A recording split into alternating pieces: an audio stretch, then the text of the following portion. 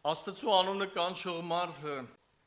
ասում է, որ իր հաշվարկները տեղի չունեցան, ես դրա համար կկանչեմ Աստծուն։ Աստծու անունը կանչող մարդը ուզում է ասի նաև, որ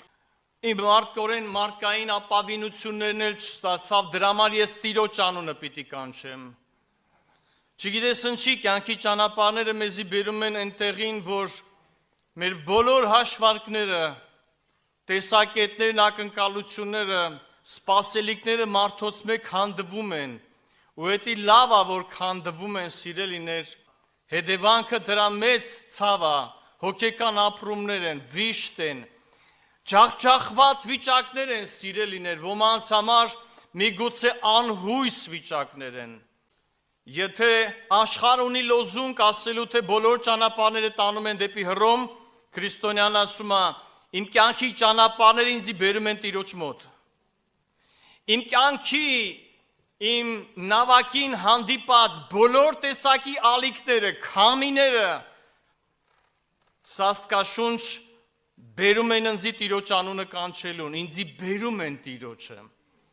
սիրելիներ։ Դրա համար թող որևիցե մեկի ներսում իր կյանքի դժվարություններին հանդիպելով, սիրելիներ, թող հուսահատություն չապրի Քրիստոսի վրա, բայց եթե իր մեջ հուսահատություն ապրել, հիասթափություն ապրել, թող վերականգնվի հույսի շողով, ավետարանի խոսքերով, հառնի իր պրոբլեմներից ու կանգնի իր փրկչի առաջը, ինչպես գրում է գիրքը, կանգնի մեռելներից, ու Քրիստոսը քեզի լույս կտա, կանգնի մեռելներից։ Այդ որոշումը պիտի անի մարդը, սիրելիներ, անկախ իրան հանդիպած իրավիճակներից, կանգնի, Քրիստոսը քեզի լույս կտա, բայց դու կանգնի,